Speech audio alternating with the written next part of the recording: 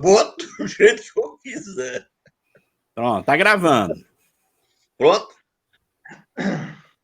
Olá, gente. O programa de hoje, o vídeo de hoje, não é propriamente uma aula, é um debate, né? Eu convidei dois companheiros, dois amigos, com os quais eu participo de um grupo de estudo sobre o capital. No início deste ano, né?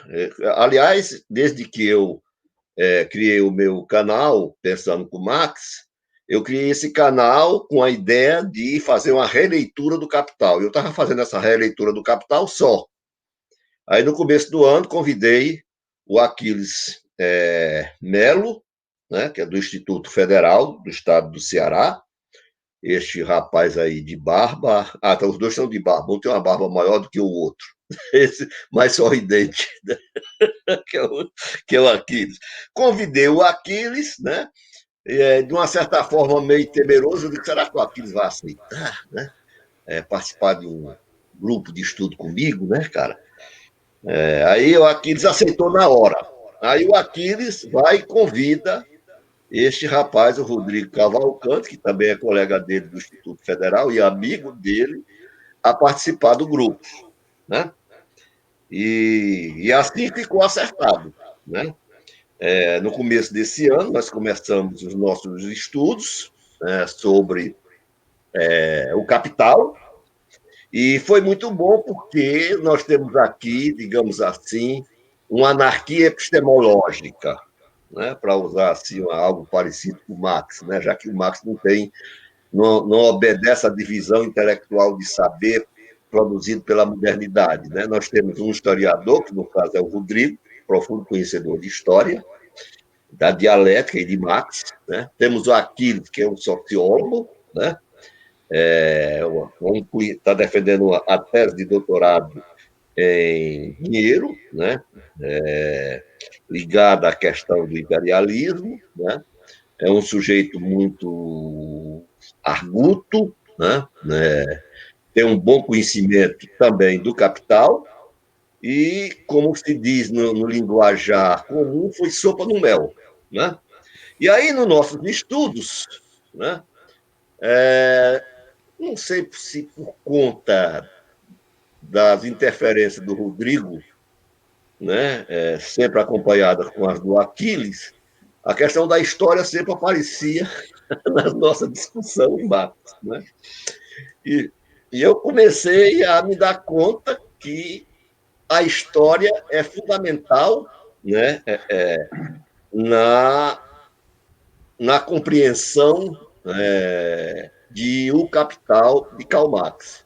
A história está presente, mas é uma presença ausente, no sentido de que, né, poucas ou quase nenhuma discussão se tem entre, né, a exposição dialética de O Capital e sua relação com a história.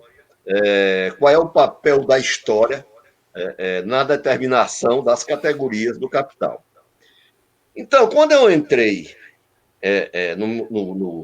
na discussão da transformação do dinheiro em capital, nas aulas de número 5 e 6, eu comecei a discussão, né, da importância da história como um momento na determinação do conceito de capital. E descobri, nos próprios grundes, nas próprias discussões que a gente tinha em grupo, eu, o Rodrigo e o Aquiles, que a história é um momento determinante na construção do conceito do capital. Fiz isso na aula 5.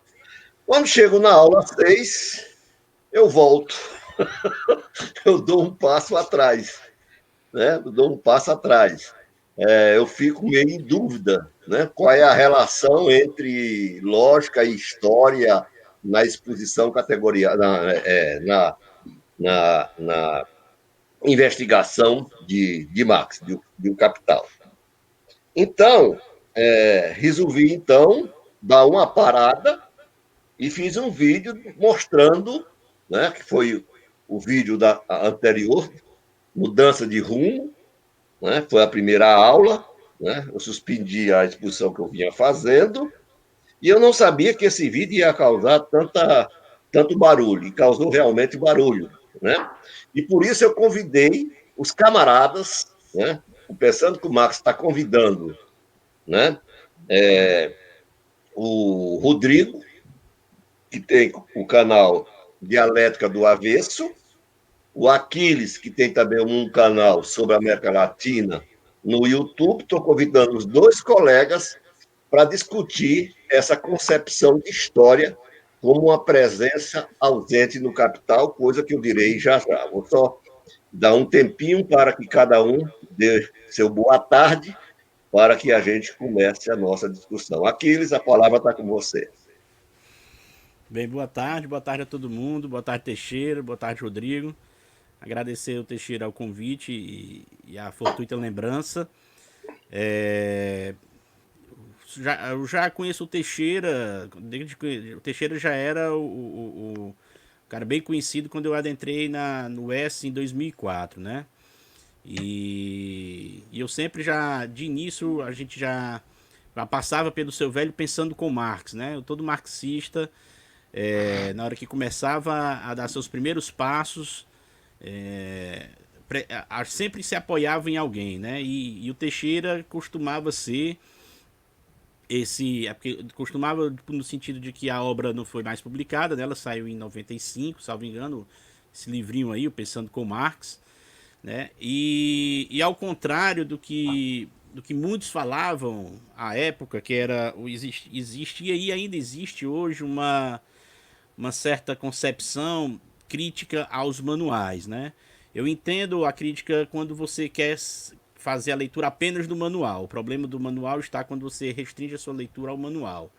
No entanto, o texto do Teixeira ele não tinha esse caráter apenas de manual, né? Ele era justamente uma porta de entrada mesmo para facilitar uma compreensão que não é simples, não é fácil. Você abrir o Capital, a começar pelos prefácios, já tem muita coisa rica ali. E quando você adentra o primeiro parágrafo do Capital, já tem aquela riqueza monstra que, se você passar desapercebido, já fica já pode entrar ali no conjunto de equívocos, né?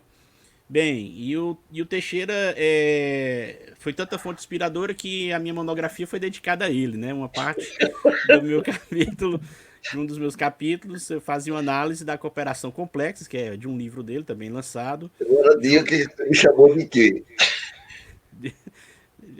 Eu fazia uma crítica já apontando alguns elementos dessa reflexão que estava lá no livro, que trazia uma forte lógica, presença da lógica na referência, né? Juntamente com o Rui Fausto, né? O Rui Fausto também, o qual é outro autor que não tive o prazer de conhecer, mas que sempre serviu de introdução. Bem, e aí a gente, 16 anos depois, né, nós nos encontramos novamente, né? A gente teve alguns encontros eventuais, mas agora nós formalizamos esse grupo, já vem há um bom tempo caminhando aí muito bem, encontro todas as semanas, e é um prazer muito mais ouvi-los do que falar, né, enquanto eu estou com vocês, porque eu aprendo muito mais e jogo muito mais perguntas, né, do que talvez a minha contribuição possa estar para o grupo. Mas é isso aí. Você, Rodrigo. Tudo bem, galera? Em primeiro lugar, gostaria de agradecer ao camarada Teixeira, né, pelo convite, o Teixeira do Pensando com Marx. Eu conheci o Teixeira através dos livros dele, né? Então, assim, eu sou um leitor do Teixeira. Eu li uma boa parte dos livros dele. Li Trabalho e Valor, li o livro que ele organizou sobre reestruturação produtiva, li o Pensando com Marx, li Marx no século XXI, em parceria com o Celso Frederico. Então, assim, já conheci o Teixeira pelos livros e pelas palestras, né? Pelos debates, também já assisti na época que eu estava na graduação, os cursos do Teixeira sobre capital, inclusive eu já comentei para ele que a questão da história, inclusive, surgiu num dos cursos que o Teixeira analisou uma passagem lá do Rodolsky, e influenciado pela leitura do Rui Fausto, tratou a história como um mero apêndice no Capital. E na época que eu saí daquilo, eu disse, não, eu não concordo com isso, mas eu não tinha condições, inclusive, teóricas de demonstrar isso. Então, aquilo ali ficou como um problema também, né? Então, até nessa parte, o Teixeira foi importante porque eu comecei a investigar aquilo ali, né? E eu acho que esse é o papel do intelectual. Um dos papéis é esse, né? Fazer com que você pense, te provocar problemas, e nesse sentido eu venho, me formei em História, depois fiz um mestrado em História, comecei uma graduação em Filosofia, e tive que interromper porque eu entrei no doutorado, e hoje eu estou no doutorado em Filosofia, debatendo, né, escrevendo uma tese justamente da história no Capital. Então, você vê como são essas coisas, né, como esses processos de idas e voltas, né, desencontros, encontros, e quando nós começamos o grupo, houve realmente digamos, que o Marx chamava de fissura de conceitos, né, entre a gente, principalmente entre eu e o Teixeira, no sentido de tentar debater no Capital, e nós dois, e o Aquiles também, digamos que fomos buscando os consensos, né, e sempre aberto a fazer uma releitura, e em alguns momentos eu estava errado em alguma coisa e tinha que voltar atrás, outras vezes o Teixeira estava errado, voltava atrás, outra vez o Aquiles. E nesse processo, nós criamos um grupo, né, de estudo do Capital, que eu tenho certeza que é uma interlocução privilegiada, né? O Capital é uma obra que dificilmente, se o camarada enfrentar sozinho, ele vai obter sucesso, entendeu? Então, quando você está num grupo, não um grupo qualquer, mas um grupo que realmente conhece o Capital, né? Por exemplo, no caso particular do Teixeira, é um cara que já estuda o Capital há anos e anos, já produziu muita coisa sobre o Capital, já foi elogiado, inclusive, por Zé Paulo Neto como um dos pensadores na parte de economia mais inteligentes. Então, assim, nós temos 3 áreas diferentes, né, debatendo a mesma obra.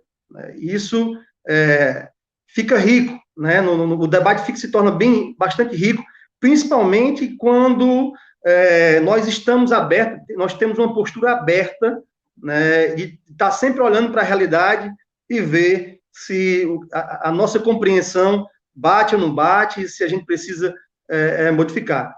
Então, assim, eu venho pesquisando história, né, tenho essa formação de historiador, mas como o título o subtítulo do Teixeira colocou aí, né, no Capital a história é uma presença ausente, mas isso aí a gente vai falar um pouco depois. Quero agradecer o camarada Aquiles e o camarada Teixeira.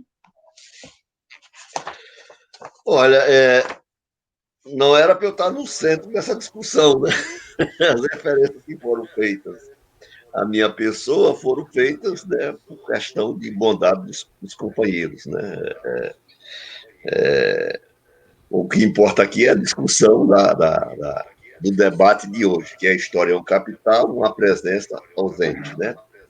E nós estamos hoje aqui por conta dos meus equívocos que eu cometi na aula 5, que eu já falei, na aula 6, né? Eu não estava muito seguro de qual é o papel da história na determinação das categorias, né?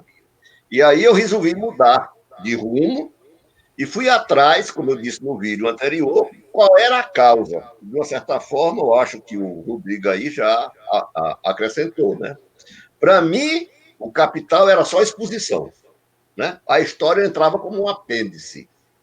E a história só entrava no capítulo 24, né? Quem me influenciou a fazer isso, né, em considerar a história como um apêndice, não sei se por leituras equivocadas minhas, ou se os próprios autores que me induziram a pensar assim pensam dessa forma, que a história tem um papel secundário no Capital, né? Foram o Rui Fausto e o Max Miller. Tanto é que eu abro o Capital citando o Max Miller, né? Onde o Max Miller vai tratar do método de exposição, né? E aquela famosa passagem do pós-fácil, né, a edição alemã do Capital, onde Marx diz que, né, é preciso levar em consideração que o método dele exposição e investigação. E cabe à investigação rastrear a conexão interna entre as categorias. Só depois desse trabalho de investigação é que o objeto pode ser dialeticamente exposto. Sem esse trabalho de investigação, pode-se correr o risco de pensar que o Marx está deduzindo o conceito de está pensando o capital apenas como uma exposição dialética de conceitos, né? Quer dizer, um pensamento a priori que seria o capital. Muito bem. Então eu fiquei, bom, por que eu cheguei a essa conclusão, que o capital é meramente exposição? É porque ele é investigação. E o que é investigação no capital? O Max Miller diz apenas que ela está pressuposta para fazer a investigação, né? Mas nas teorias da mais-valia, no volume 3, uma longa passagem que não vale a pena eu citar aqui ela como um todo, Marx vai dizer que, como a economia política clássica, reduzia as diferentes formas de riqueza à sua conexão interna, né? E vai dizer que nessa análise a economia clássica entra em contradições, né? Mas isso, diz ele, é consequência do método analítico, com que a crítica e a compreensão têm de começar. Né? Quer dizer, o grande equívoco da economia política clássica, ela pegou as categorias da economia política, reduziu todas as categorias, lucro, salário, renda, a sua fonte interna comum, no caso é o trabalho, tudo isso advém do trabalho, né? Foi um grande trabalho realizado pela economia política clássica. Eu cheguei à conclusão que a investigação cabia à economia política clássica e caberia a Marx apenas expor dialeticamente o resultado desse trabalho analítico. Né? Isso está em método, isso está no Max Miller, no texto dele. Exposição é um método, e método dialético é um capital. Quem lê esse texto tem essa impressão de que o Max Miller está pressupondo um trabalho de investigação feito pela economia política. E Marx vai descobrir, vai expor a dialética da coisa que não cabe à economia política clássica, nem poderia caber à economia política clássica, uma vez que ela não trabalha com contradição. E eu vi essa minha ideia reforçada de achar que o método de investigação seria meramente analítico, né? Com Rui Fausto e também com o nosso amigo, quando lançou o livro dele, O Negativo do Capital, o Grespan. O Grespan diz muito claramente que, né, o capital, né, a crítica que se realiza à economia política, é a crítica que vai levar à exposição dialética. Crítica de quem? Da economia política burguesa. Marx vai fazer essa crítica e a crítica vai exigir necessariamente o desdobramento de uma exposição dialética. Ele vai dizer isso. Então, isso ficou muito claro para mim. E aí, Marx, ao fazer essa crítica, inicialmente, acrescenta outras categorias, mas não diz que categorias são essas, nem como, etc. Então, para mim, na minha avaliação, esses dois grandes autores tomam a investigação como meramente analítica e tomam como pressupostas. E aí vão cuidar apenas da exposição dialética do capital. Aí o Rodrigo me forneceu um texto, né?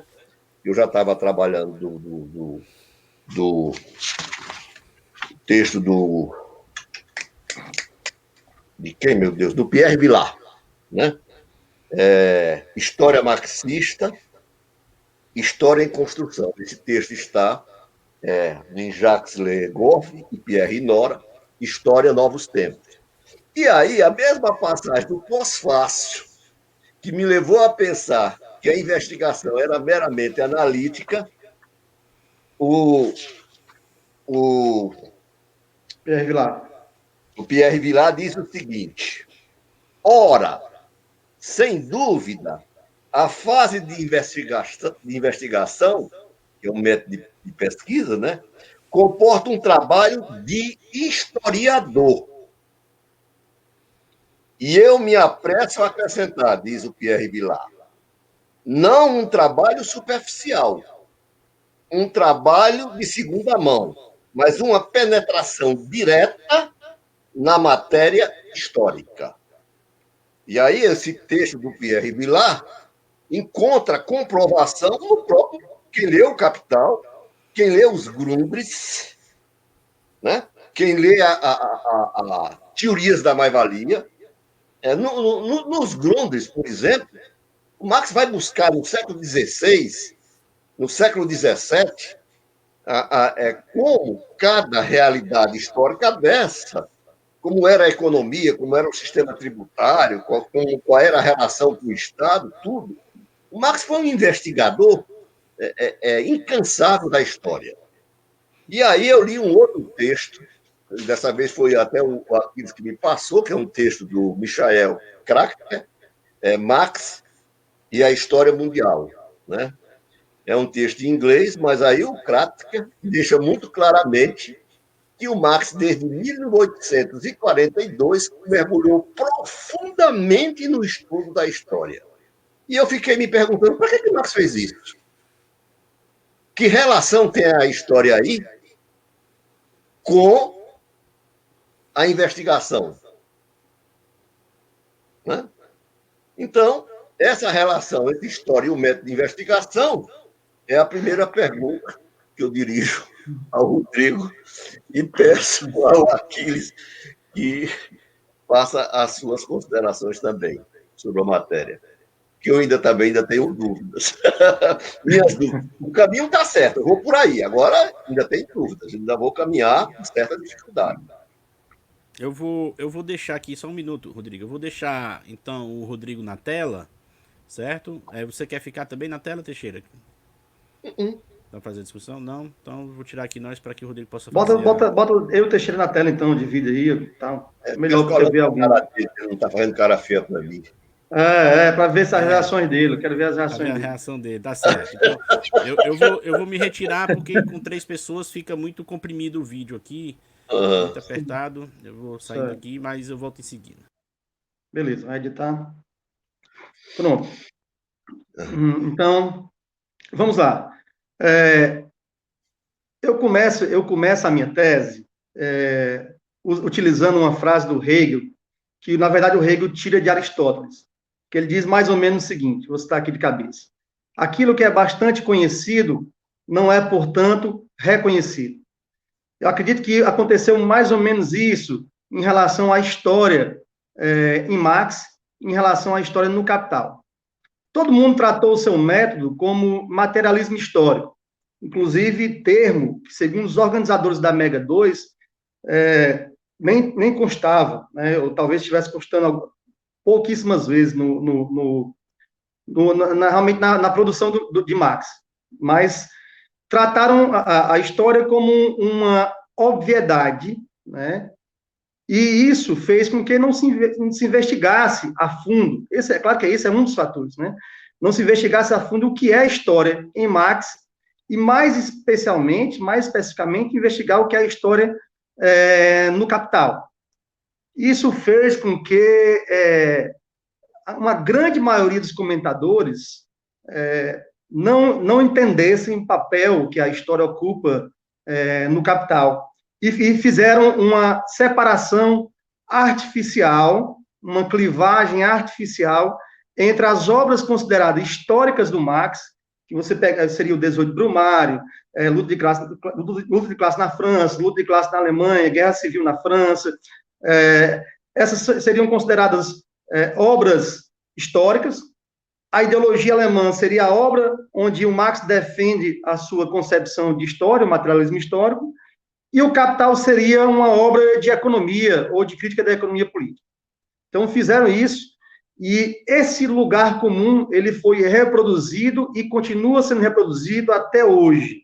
É incrível, mas você pode pesquisar aí história no Capital, você não vai ver praticamente nada, né? Então, o que acontece? E uma das particularidades se dá, inclusive, no termo história. História é diferente das ciências naturais. O seu termo é um termo ambíguo, é um termo que o O Julio Arostegui, no seu livro História, Pesquisa e Método, vai dizer que a história, existe uma anfibiologia do termo história. Por quê? Porque a história significa, ao mesmo tempo, os processos reais vividos que nós experimentamos, vivenciamos, né? Significa, ao mesmo tempo, no caso, a matéria, né? E, ao mesmo tempo, o conhecimento dessa matéria. Ou seja, a explicação, a argumentação, a descrição, a narração sobre o que nós vivemos. Então, a história ela tem esse duplo sentido de identificar de seus processos reais e, ao mesmo tempo, a expressão, a apropriação, a argumentação desses processos reais. Então, esse foi um dos elementos aí que também colocou uma certa dificuldade, né, na compreensão do termo história. Então, o que acontece? Voltando aqui para a pergunta do Teixeira. Qual seria... primeiro é que não há, né, uma clivagem, na minha opinião, entre um método de investigação e um método de exposição. O que há é uma separação meramente formal, necessária para apresentar o objeto na sua multilaridade, na sua contraditoriedade. Então, como é necessário fazer a exposição. Então, é nessa exposição que o Marx faz uma separação formal, né? Mas a investigação, ela comporta todas as ferramentas que o Marx utilizou para clarear o objeto, para entender o modo de produção capitalista. Tudo que o Marx utilizou. Dentre esses elementos, a lógica analítica também, a analítica como um dos momentos para essa investigação. Mas a investigação vai muito além da investigação analítica ou do método analítico. Por exemplo, o Marx utiliza... Muito além da economia política clássica, né, Rodrigo? Muito além das categorias que a economia política clássica desenvolveu, né? O Marx utilizou de tudo, desde literatura, né, filosofia, né, utilizou-se de fontes primárias. Isso é importante. Por que o Marx faz um trabalho de historiador? Porque ele utilizou de fontes primárias. Ele passou mais de 10 anos ali no Museu Britânico, investigando os relatórios dos Estados Unidos. Em relação à crise econômica, ele fazia comparação, utilizava todo tipo de estatística que tivesse no momento, todo tipo de material, que inclusive chegava como correspondência. Ele fez um trato da matéria, né, e das fontes, e crítica documental, que foi um trabalho superior, né, a todos da época, né? Então, assim, reduzir a investigação ao momento analítico é uma redução extremamente grosseira, mas é claro que ela fez parte de uma leitura de uma época, mas hoje é insuficiente. Então, na investigação, comporta desde as análises de fontes primárias, né, relatório, literatura, filosofia, crítica da economia política, o adensamento no material que é produzido, o acompanhamento dos processos efetivos, da luta de classe, né, e também a dialética também está na investigação. Porque o Marx, por exemplo, inclusive é muito caro para ele a lógica da reflexão de Hegel, que o Hegel desenvolve no segundo volume da ciência da lógica, na doutrina da essência. Ou seja, o Marx, inclusive, vai investigar, né, as categorias do real, tendo em mente a lógica da reflexão, né? Então, a dialética, a própria dialética, ela é momento de exposição no sentido de reconstrução categorial, como o Max Miller falou, mas ela não é só isso, né? Ela vai muito para além disso. Ela vai muito além de ser meramente exposição. Então, essa separação, né, ela indica, na minha opinião, que não entenderam a compreensão ampla, nova, da escrita da história de Marx. Marx cria uma nova escrita da história. Essa escrita, né, o cara que fez um prefácio à Crise das Ciências Europeias, do Edmund Husserl, na França, chamou o Capital de o trovão inaudível, né? Inaudível, o trovão inaudível. Foi justamente isso o Capital. Ele tem a força de um trovão, mas por ser tão novo, né, por ser tão diferente, nós não conseguimos ouvir o seu barulho, o seu eco, né? E quando se trata de história, ele é mais inaudível ainda, porque mesmo os especialistas que tratam história no Capital, tratam a partir de uma falsa univocidade semântica do termo. Não analisam nem quais são as acepções que o Marx utiliza no livro 1, no livro 2, no livro 3. Partem da história como um pressuposto geral, como se todo mundo como se fosse uma obviedade, como se todo mundo soubesse o que é a história. É a início que entra o poço de contradições que, na minha opinião, esses comentadores entram. Não é à toa que o Rodrigo está escrevendo uma tese de doutorado, né, sob a orientação do Manfredo Oliveira, na seção História entre a Obviedade e a Incompreensão, é a parte 1. Né? Marx é a nova escrita da história, né, que é o primeiro capítulo, que ele subdivide entre da Historie à Geschichte, o conceito de história na Alemanha do século XIX, ideologia alemã, uma incompreensão da história para além da tradição. Né? O capítulo 2, Grundrisse, a história universal como resultado, interessantíssimo, porque a história, Marx não tem nenhuma concepção teleológica da história, a história universal se apresenta como resultado, e isso é muito claro, né? Na própria ideologia alemã já está claro, no Ben Said também está muito claro, no Pierre Vilar está muito claro, no Michael Krechter também está muito claro, né? Que a história ela é resultado. Isso nos Grunds aparece com muita frequência, né? O conceito de história nas formações pré-capitalistas, o capital, e aí é onde, né, casa mais com a nossa discussão de hoje, o trovão inaudível. Né? E no decorrer da nossa discussão, eu vou apresentando, né, se o Rodrigo assim me permitir, alguns itens de cada capítulo que ele vai discorrer. Então, a tese dele é um trabalho que eu diria que eu não tinha visto ainda. Né? Ele goza de uma grande originalidade. Né? E o bom do Rodrigo é que ele escreve as coisas, traz para o grupo, aí eu e aqui, não. Você não conseguiu dizer o que você queria dizer. Né? Aí o Rodrigo volta, refaz e traz novamente, né, a discussão. Mas eu vou passar a bola agora para o meu amigo Aquiles, para ele fazer suas considerações sobre a questão que eu levantei para o Rodrigo. Bem, Teixeira, essa discussão sobre a história e a dialética, às vezes ela é... Às vezes não, eu posso dizer que ela é fortemente ignorada, né?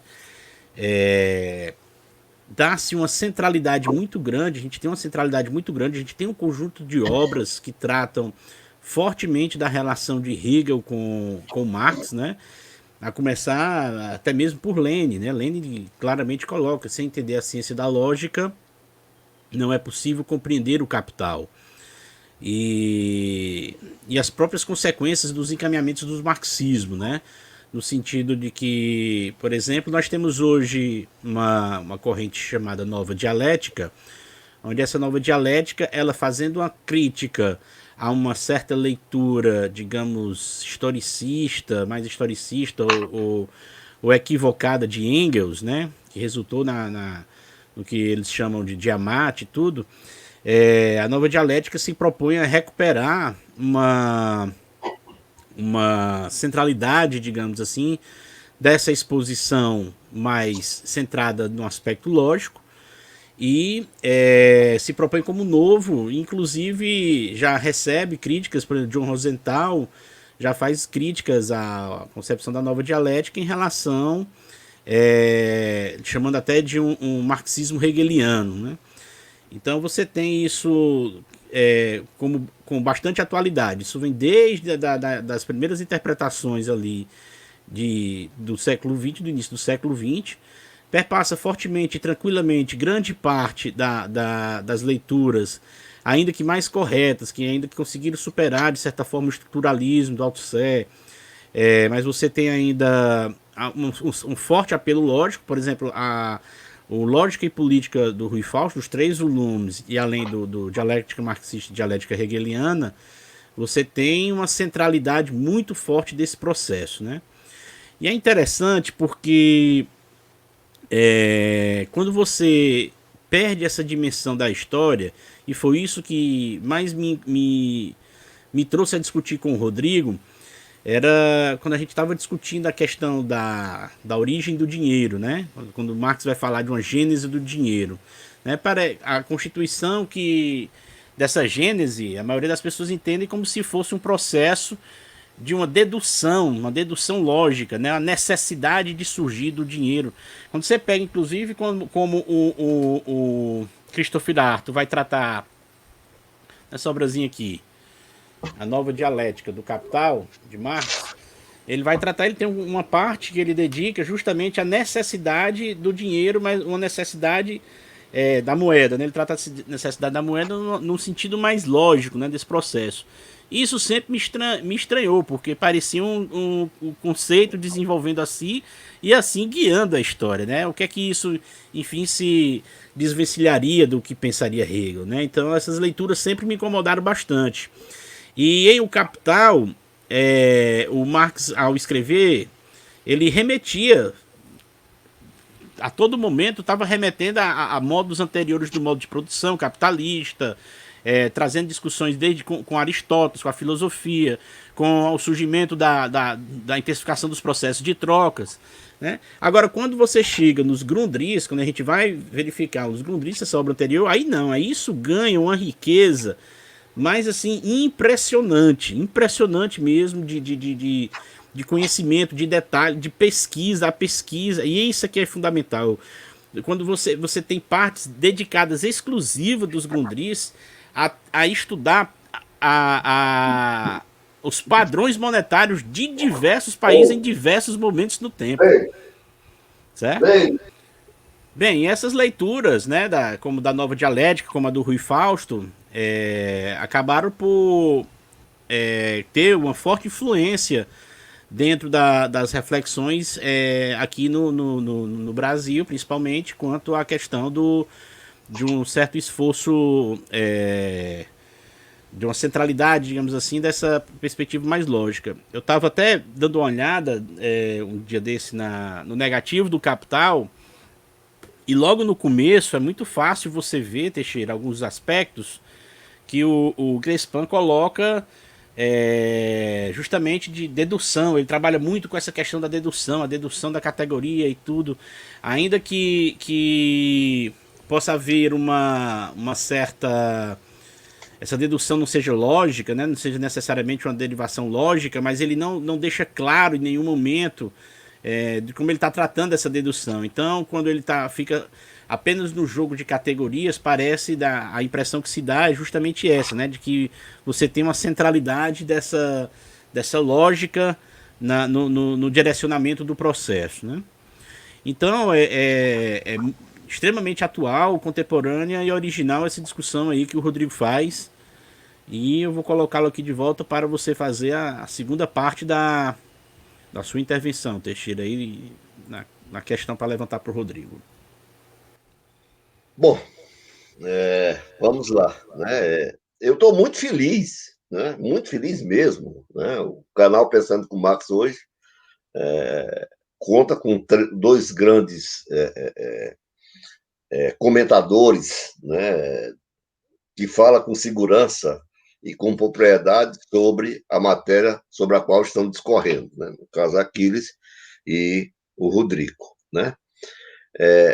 Uma coisa, eu ia começar a dizer, né, mas aí houve um problema de ordem técnica aqui, que o Pierre Vilar me permitiu ouvir o trovão inaudível, né, de que fala o Bessaíde, quando ele diz, né, e daí a pergunta que eu dirigi diretamente ao Rodrigo, principalmente, se o método de investigação, né, não é um método histórico, né? Para que Marx vai fazer tanta análise histórica, tanta investigação histórica? E eu acho que a história está presente em todo momento no Capital, cara. Já no capítulo 1, quando ele vai falar da mercadoria, né, na edição da Boitempo, né, nessa ediçãozinha aqui da Boitempo, na página, na página 120, o Marx diz que os valores de usos distintos só podem se confrontar como mercadoria quando seus possuidores se confrontam como produtores privados independentes. A divisão social do trabalho é a condição para a existência da produção de mercadorias. Mas a produção de mercadoria não é a condição para a divisão social do trabalho. Ou para a divisão social do trabalho. Na antiguidade houve divisão social do trabalho, na antiga Roma houve divisão social do trabalho, fala Marx já no primeiro capítulo, mas os produtos do trabalho não se transformavam em mercadorias. Portanto, sem a compreensão histórica que o Marx tinha de outras formas sociais históricas de produção, ele não poderia compreender por que só no capitalismo a divisão social do trabalho, que é pré-condição para a transformação dos produtos em mercadorias, os produtos do trabalho se transformam em mercadorias. Sem a história, ele não pode chegar a isso. E eu escrevi um texto, de que foi discutido muito entre nós, daí a importância do nosso grupo, que foi até publicado pelo site A Terra é Redonda, os fundamentos da especulação, que é uma análise que eu faço da aparência do sistema capitalista, da circulação simples. E eu já tinha lido há muito tempo o Rui Fausto. O Rui Fausto, quando fala da categoria trabalho abstrato, que é uma categoria histórica, né, ele diz, olha, a redução subjetiva dos diversos trabalhos concretos a trabalho comum e igual é uma redução subjetiva, portanto, fisiológica. Então, é preciso pensar uma redução que seja possível não eliminar as singularidades. Ou seja, o trabalho concreto é universal, o trabalho abstrato é universal concreto. Ele só diz isso, logicamente, na dialética. Eu lia isso, relia pra caramba, e fui ver o seguinte, pronto, se é uma redução dos diferentes trabalhos concretos a trabalho simplesmente igual, social e simples, essa redução, né, não pode eliminar as singularidades dos trabalhos particulares. Então, é preciso ver o que é específico do modo de produção capitalista. E o que é o específico do modo de produção capitalista, diz Marx? É a indiferença do trabalho dos trabalhadores frente ao tipo de trabalho que realizam. Então, a indiferença que vai caracterizar a categoria trabalho abstrato. Só no capitalismo o trabalhador é indiferente ao tipo de trabalho que realiza. Nos outros modos de produção, não. Mas no capitalismo, sim. Por quê que os trabalhadores são indiferentes? Porque o trabalho é reduzido a simplesmente trabalho igual, simples e social. Que o trabalhador pode passar com facilidade de um ramo de produção para outro. Isso pode ser demonstrado historicamente? Pode. Os capítulos 11, 12 e 13 do Capital, que é uma análise da cooperação simples, da manufatura e da grande indústria, que é uma análise de como o capital cria uma base material apropriada à sua forma social, mas é também uma análise histórica. Então, a história não entra como ilustração. E o Pierre Vilar diz o seguinte, quem escreveu as teorias da mais-valia pode se dar ao luxo, né, de não pós-fácil dizer que a Inglaterra serve como ilustração, né, do modo de produção capitalista, das leis de produção capitalista. Né? Mas o método de investigação, né, e o sistema, as categorias, todas elas traz a sua marca histórica, cara. Sem eu mergulhar profundamente na história, como diz Bessaí, como diz o Pierre Vilar, eu não vou conseguir pensar realmente porque que essa categoria é própria do modo de produção capitalista e não de outros modos de produção. Eu não sei se o Rodrigo concorda com isso, né? Eu queria ver a opinião dele sobre isso. Eu concordo, Teixeira, com isso, né? Só é possível fazer uma análise, né, da capitalismo das suas particularidades e compreender suas conexões essenciais, se você consegue, a partir de uma noção de historicidade, onde você consegue perceber a permanência e a mudança. Permanência e mudança são categorias correlacionais, que se amalgamam numa concepção mais ampla de historicidade. Então, para o Marx, no Capital, não existe nenhuma categoria puramente lógica. Todas as categorias são categorias históricas, e que, em alguns momentos, são isolados logicamente, né? A lógica serve, inclusive, aí para perceber os elementos em comum, as suas conexões internas, a sua imanência, os seus elos conectivos, mas ela é insuficiente. O Marx disse isso, inclusive nos Grundes, se eu salvo engano, na página 100 da Boitempo, né, que ele falava o seguinte: é necessário corrigir o modo idealista de exposição como se se tratasse apenas de uma dialética de conceitos. Então, o que acontece? Há pelo menos três níveis no discurso do Capital, né? Então, você tem um nível onde o capital, onde as categorias elas são apreendidas em grande parte do lado. Então, você pega, por exemplo, o livro 1, que trata da produção, a produção capitalista e da produção do capital. Ali há um nível de abstração muito grande, e o Marx tenta trabalhar a produção no sentido mais geral, sem levar em consideração os elementos exteriores, né? Essa é a meta. Você tem, no segundo momento, uma discussão sobre a reprodução, aí você já tem um nível de concreção maior, mas ainda num nível muito alto de abstração. E você tem um terceiro momento, onde o Marx trabalha a totalidade, né? A relação entre a produção e a circulação, junto com as formas sociais concretas, que ele vai para o terreno, o solo concreto, de como as coisas funcionam, o que ele vai chamar da superfície do modo de produção capitalista. Esses três níveis do capital, 1, 2 e 3, eles refletem três níveis do discurso. Então, eu tenho um discurso de uma parte sistemática, que é a dialética, onde eu vou perceber a imanência, as contradições do objeto, no caso, centralmente, as contradições do capital, e eu tento entender essas contradições imanentemente, separando, isolando os fatores exteriores, né, nesse primeiro momento. Então, tem um discurso da dialética. Esse discurso da dialética, mesmo no livro 1 e no livro 2, ele não pode estar totalmente apartado da exposição histórica. Então, esses capítulos são os capítulos onde a exposição histórica, elas aparecem mais. Você citou aí o capítulo da jornada de trabalho, o capítulo da manufatura, o capítulo 24, que ele vai explicar a origem, a acumulação originária de capital. Então, esses capítulos são os capítulos onde a exposição histórica ela aparece, mas existem os outros capítulos que elas estão lá condensadas, né?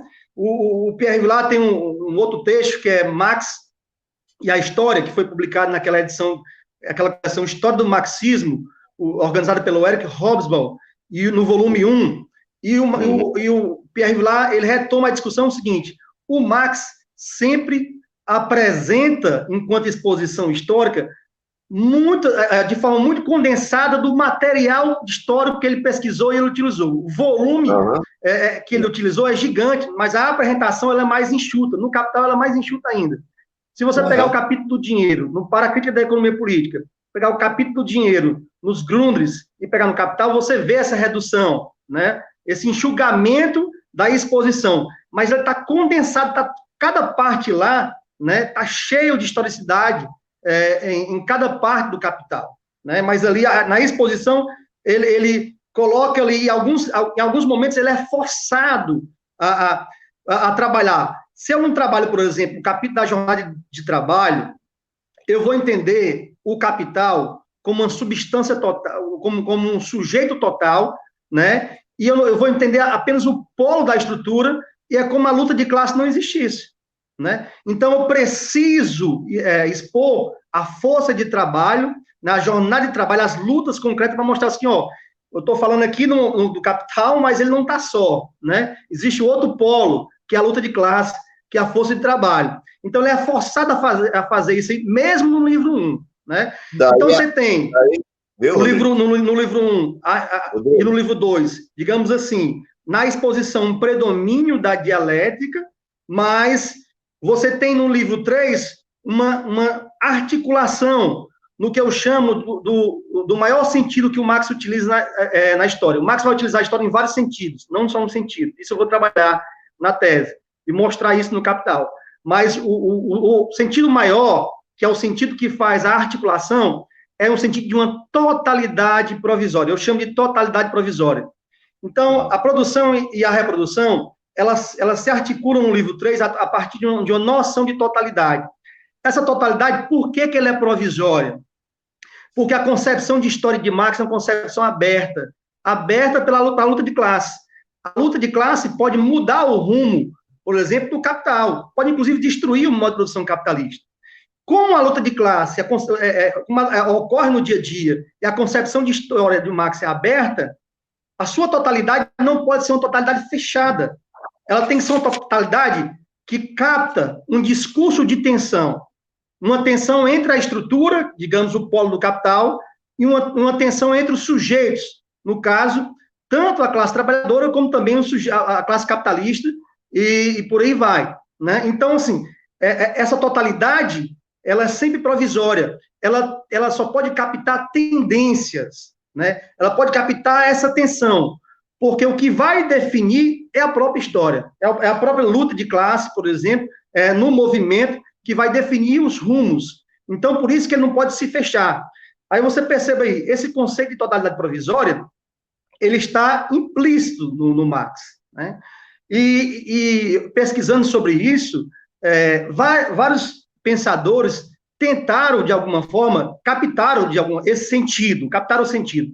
Por exemplo, o Sartre utiliza o termo totalidade destotalizada. Né? O Henri Lefebvre utiliza totalidade aberta. O Ben Said, partindo do Lefebvre, utiliza totalidade aberta. O Marcuse, junto com a perspectiva do Adorno, né, entende como sendo uma totalidade negativa. E eu estou chamando que eu acho que nesse sentido é mais preciso, que seria uma totalidade provisória. Né? Então, é sempre por isso que as leis no Capital, as leis, são leis sempre tendenciais. O que é possível é captar tendências. Essas tendências, elas podem se afirmar ou não se afirmar. Aí vai depender pelo próprio processo histórico, real, concreto, né, dentro da luta de classe, que vai definir aí os rumos. Por isso, Rodrigo, quando você faz referência ao capítulo 8, né, sobre a jornada de trabalho, como um capítulo fundamental, né, o capítulo 8, que é um capítulo onde a luta de classe aparece muito claramente, né, e é um capítulo também histórico, né, é aí que vai permitir a que se pense o capital como um sujeito insubstancial, né, como um sujeito incompleto. Né, ele nunca se completa totalmente no sentido hegeliano. Daí a importância fundamental da história. Né? Então, eu estou mais do que convencido que não dá para compreender as categorias. Eu vou até dizer aqui, né, eu acho que eu posso me permitir a certas coisas nesse nível de idade que eu estou, já me permito dizer certas coisas sem me preocupar com a opinião dos outros. Né? Mas, né, é claro que Marx vai se apropriar de todo o sistema categorial da economia política clássica, mas isso ainda não é suficiente para o inventariamento de todas as categorias de um capital. Tá? Então, a história aí entra como fundamental nesse inventariamento das categorias que irão compor, né, a inteligibilidade do modo de produção capitalista. Né? E como o Rodrigo se referiu à questão do dinheiro, né, que é um verdadeiro estudo histórico que o Marx vai fazer, é uma verdadeira numismática que o Marx vai fazer, não de colecionador, mas de historiador, que vai buscar, né, como era a moeda lá nos gregos, lá na Espanha, lá em Portugal, lá na Grécia, lá na África, como é que as coisas se colocavam, né? Ele vai fazer todo esse trabalho para quê, cara? Para jogar fora depois? Não. Né? Ele quer compreender o dinheiro. Por trás da compreensão do dinheiro tem essa pesquisa todinha aí. Ele só pode chegar à verdadeira compreensão do dinheiro por conta dessa investigação histórica que ele realiza. E quem lê os Grundrisse sabe disso. E o Aquiles vem explorando isso muito profundamente na sua tese, né, Aquiles? Sobre a questão do dinheiro, da moeda, né? Como um elemento importante do imperialismo contemporâneo. É isso mesmo? E aí entra esse papel da história, né? A minha temática ela não é a história, mas enfim, todas as categorias em Marx são históricas, né? Não tem nada que não seja, né? Então, o que acontece é que você tem um conjunto de leituras que às vezes fazem uma derivação lógica mesmo, né? Dos encadeamentos que o Marx faz ali no capítulo do dinheiro, totalmente não relacionados com a história. E às vezes você tem teorias hoje que gostam de colocar o pé lá em Marx, né? Hoje está muito em voga uma teoria monetária moderna que enfim, parte de um cartalismo, e tem pessoas que conseguem, né? Conseguem não, que tentam, né? Que tentam colocar isso como um elemento que estaria em Marx, né? Quando as próprias obras do Marx desmentem tudo isso, qualquer possibilidade é literal quando Marx fala que não há um dinheiro oriundo do Estado no sentido como colocado tal pelas essas teorias de Knapp, enfim. Mas, e o interessante desse processo, dessa discussão sobre o dinheiro, dessa historicidade, é justamente a gente não perder esse pé na história quando a gente está tratando da leitura tanto do capítulo 1 como do capítulo 3, né? Entender aquelas formas e entender também as formas do dinheiro na sua historicidade. Ainda que não sejam necessariamente aquele desenvolvimento perpassa uma ordem cronológica, né? Primeiro padrão, primeiro moeda, primeiro, enfim, você tem isso fica mais claro nos Grundrisse, a meu ver isso está mais claro nos Grundrisse e também um pouco ali na contribuição, mas nos Grundrisse, digamos assim, é bem mais forte, bem mais estudado, principalmente nas partes finais dos Grundrisse, né? Muita gente começa a ler os Grundrisse, mas vai dando uma preguicinha e não chega lá no final. E Marx faz novas discussões sobre o dinheiro, porque ele tem o capítulo do dinheiro, depois vai o capítulo do capital, e depois ele retoma algumas discussões sobre o capítulo do dinheiro, numa parte final dos Grundrisse. E lá ele vai trazendo esses elementos, vai trazendo a origem, a origem concepções de dinheiro que tinha ainda no sistema de crédito, né? Se você pega a teoria do Mitchell-Innes, ela vai dizer que dinheiro sempre foi crédito, né? Marx vai trabalhar, vai mostrar como isso daí funcionava de uma forma, no entanto, essa forma anterior, essa forma pré-capitalista, digamos, do dinheiro, ela ainda não estava sob as normas de uma produção que estava destinada à troca, certo? Então a relação de crédito que você tinha nesse período anterior não configura a mesma coisa de uma operação de crédito quando você já está dentro de um modo de produção totalmente diferenciado, com as trocas, né, diferenciadas e com todo o produto voltado para as trocas. E mais, se perde muito num aspecto que também, por parte do próprio percorrer da história, e isso é interessante, um dos grandes problemas enfrentados até hoje dentro da discussão de Marx do dinheiro como o dinheiro, a ruptura com o dólar, né, em 1971, quando o Nixon rompe o padrão ouro-dólar, isso deixou grande parte dos marxistas com a brocha na mão e tiraram a escada. Os caras ficaram empendurados sem conseguir entender. Pronto, a teoria do valor foi jogada fora. Aí teve gente que abandonou, teve gente que tentou dar uma interpretação. Aqui no Brasil gerou um debate muito conhecido, né, ali do Corazza com o Klaus Germer, O Eleutério interviu em alguns momentos e tudo, mas não foi muito forte aqui. Agora, isso internacionalmente, nossa, você tem produções e produções trazendo essa discussão até hoje sobre a compreensão desse dinheiro. Quer dizer, a história coloca desafios a todo momento para você entender as categorias em Marx, né?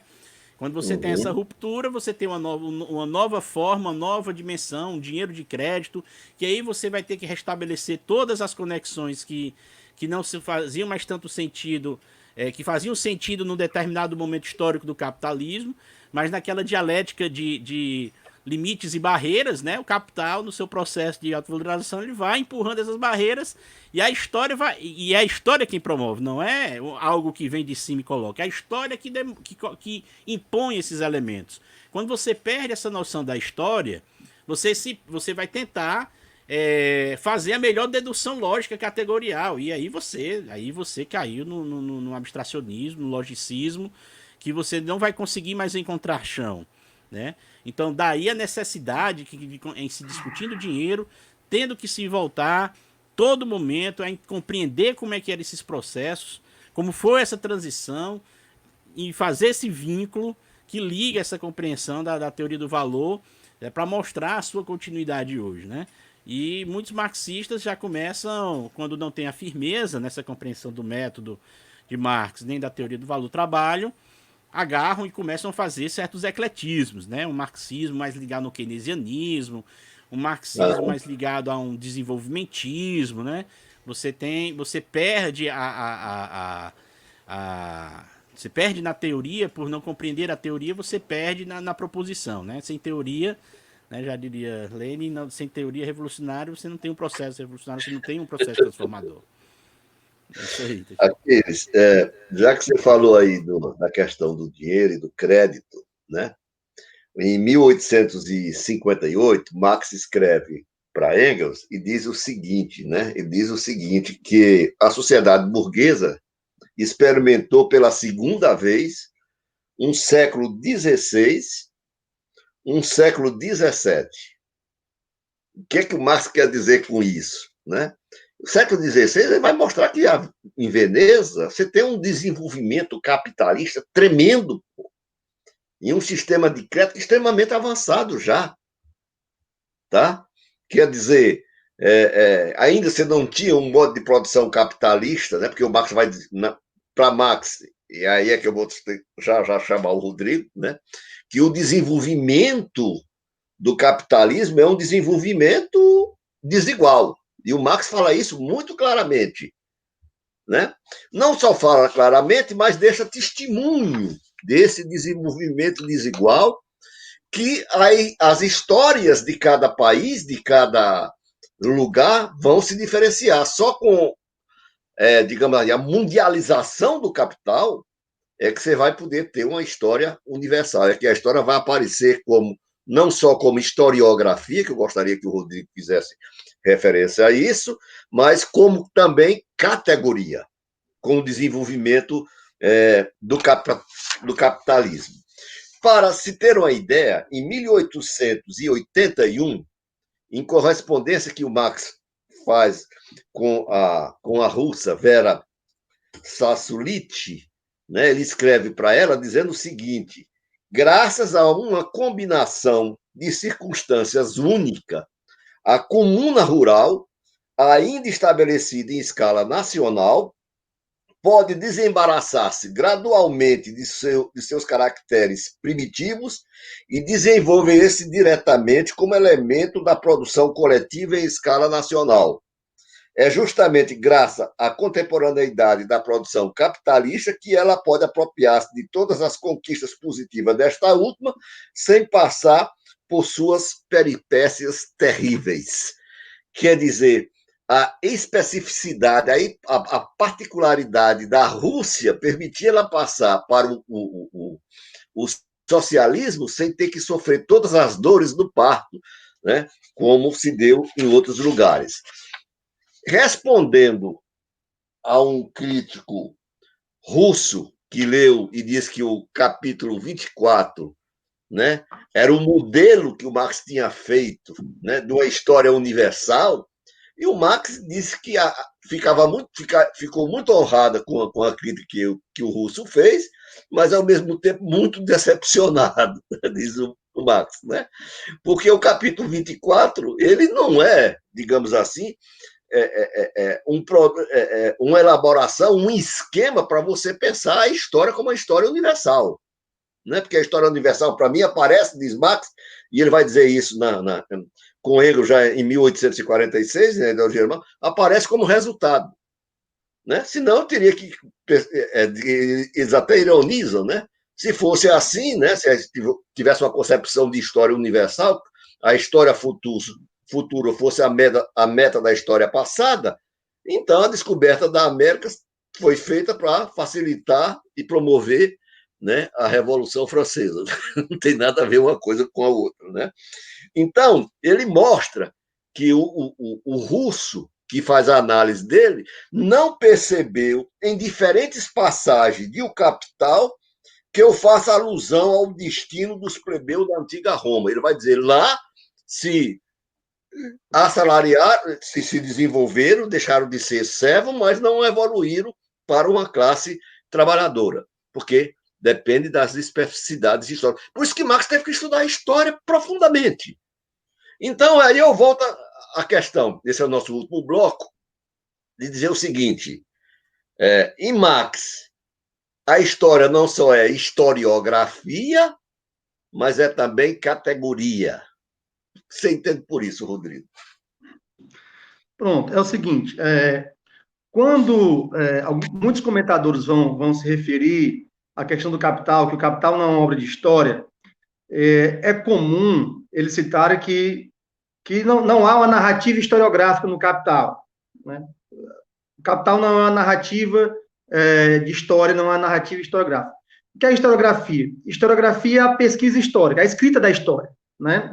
A historiografia é a escrita da história. Se você entender a historiografia tradicional, inclusive boa parte de como ela é produzida hoje ainda, né, o Capital, obviamente, não seria uma obra de historiografia. Né? Mas Marx não seria. Mas vamos lá. Assim, se você entender a historiografia de um modo tradicional, né? O que eu estou querendo defender é que o Marx cria uma concepção nova de história e, obviamente, ele cria uma concepção nova também de apresentação ou escrita dessa história. É uma história onde a crítica da economia política, a dialética, né, a filosofia, a literatura, a crítica das fontes primárias, tudo isso aí, a economia, a geografia, a natureza, todos esses elementos são momentos de totalidades que vão se articulando cada vez em níveis maiores, no sentido de tentar se aproximar ao máximo de formas concretas sociais, né? No que eu vou chamar de totalidades provisórias. Então, assim, ninguém escreve história dessa forma. Né? Não, então, se você pegar o sentido tradicional de historiografia, o Capital não é uma obra de historiografia. O que eu estou querendo dizer é que o Marx cria uma concepção nova de história que poderia, inclusive, ser referência para se pensar também a historiografia. Né? Se pensar agora também uma escrita da história que, em alguns momentos, quando esse aspecto teórico, né, ou lógico, não está bem articulado, você pode cair no empirismo.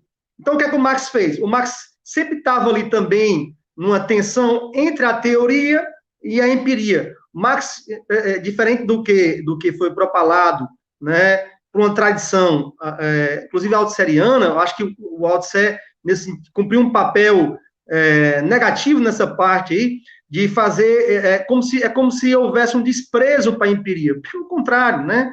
O Marx nunca desprezou a empiria.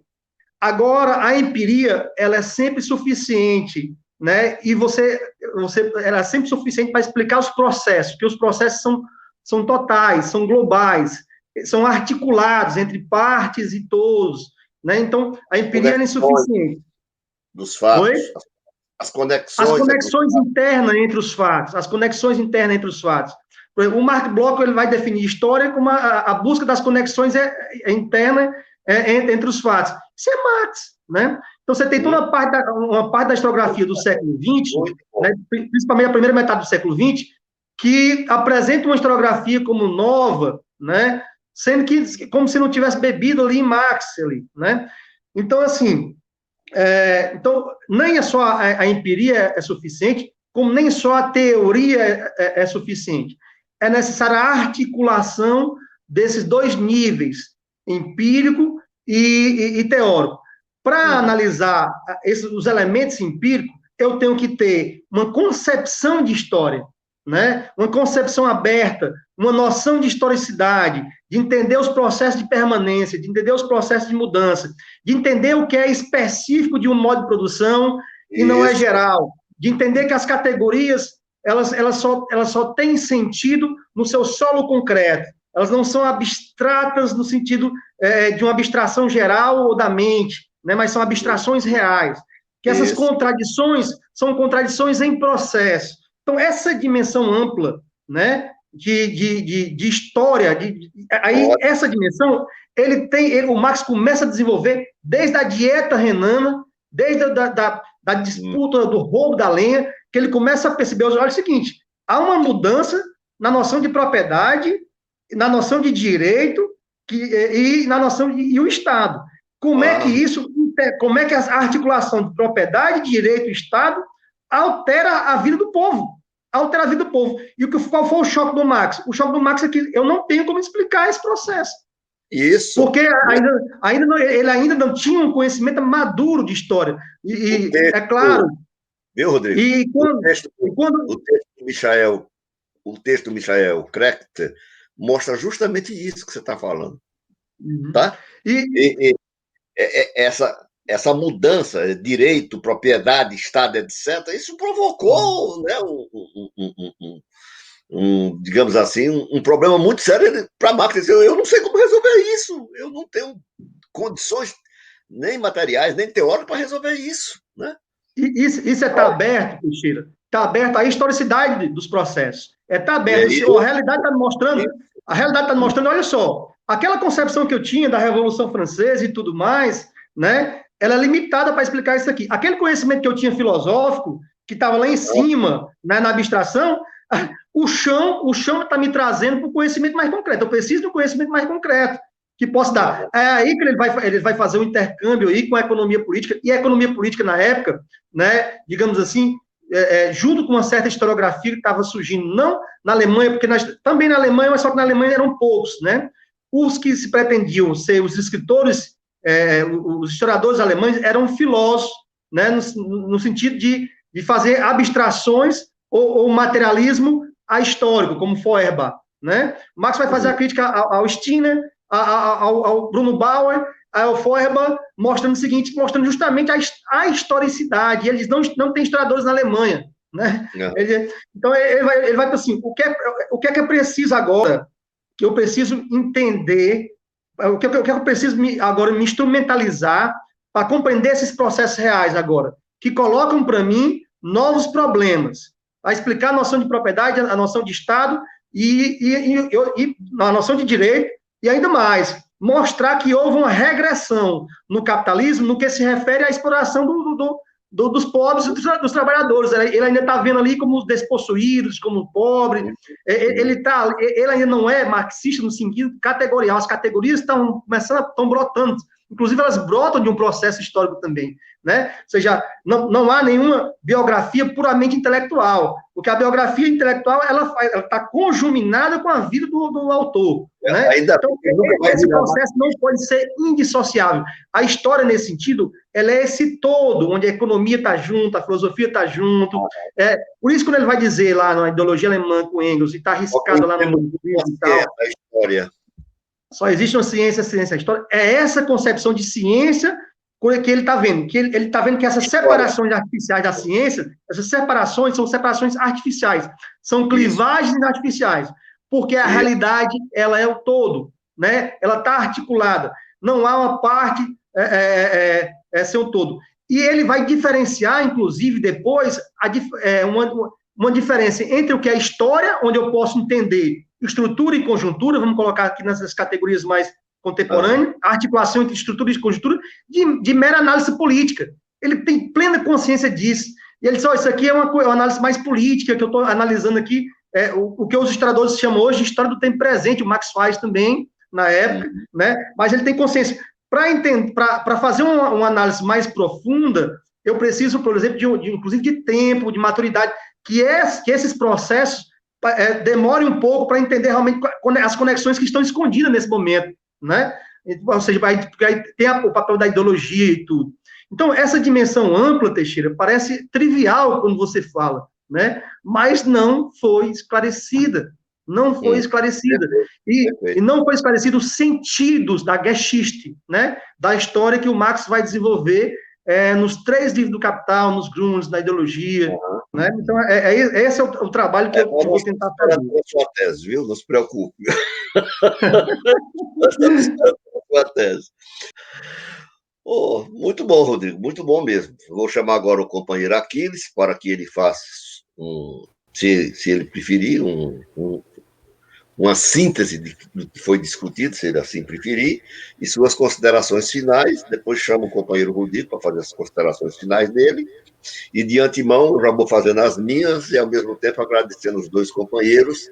E quinta-feira estaremos de novo juntos, mas não num debate como esse, mas num outro tipo de debate, que é o nosso grupo de estudo. Estaremos discutindo a tese do primeiro capítulo, primeira parte da tese do companheiro Rodrigo. Muito obrigado, companheiros.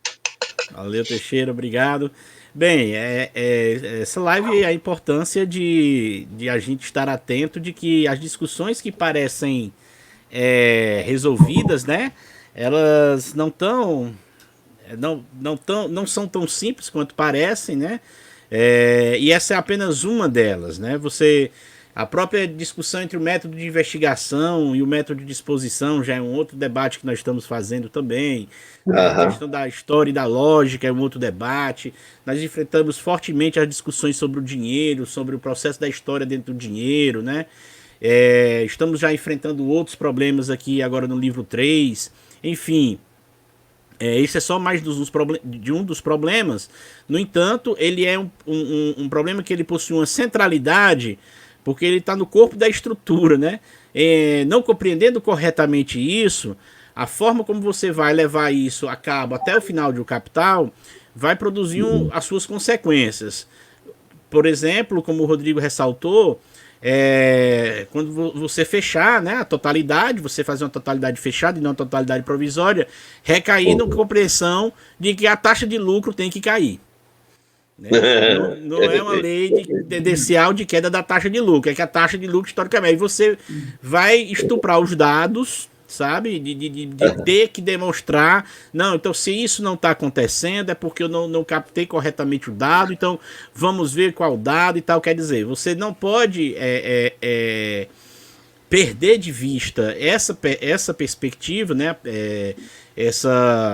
A função primordial, o momento predominante, né, o Übergreifende momento que a história cumpre nesse processo de leitura do Capital, de entendimento e compreensão do Capital, para você não incorrer nesses erros vindouros, né? Então, uma discussão que ainda que não nova, mas original no sentido de que traz uma discussão sobre outras bases, né? Eu espero ansioso essa tese do camarada Rodrigo, porque eu preciso dela também para a minha tese. A minha tese, apesar de ser sobre o dinheiro, especialmente o dinheiro mundial, né? Eu trabalho o imperialismo monetário, né?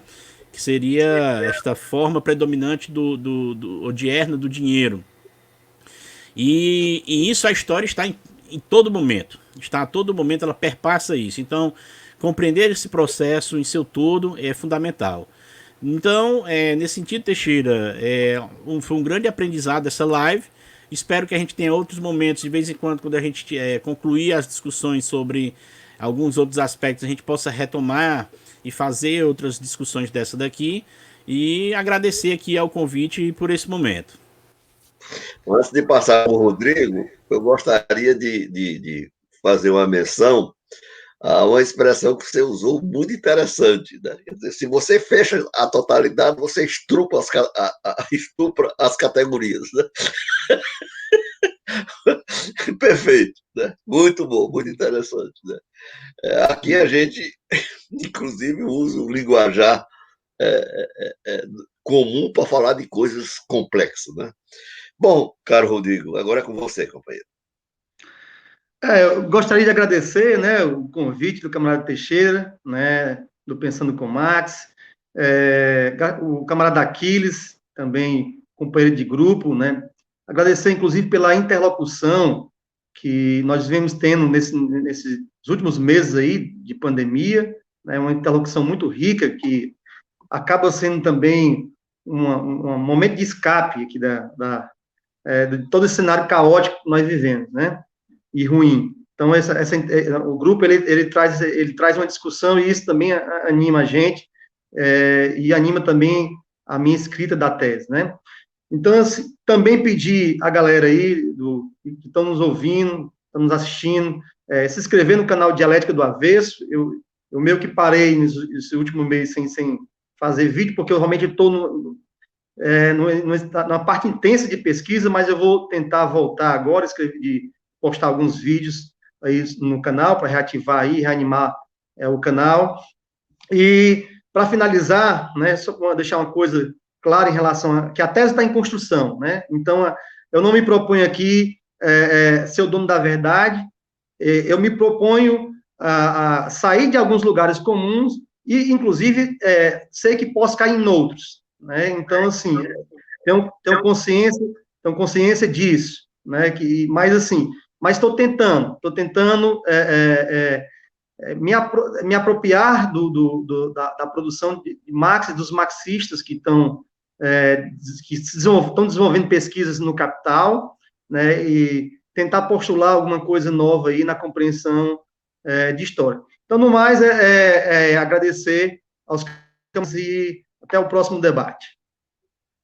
Bye, bye, gente. Obrigadão. Tchau, tchau.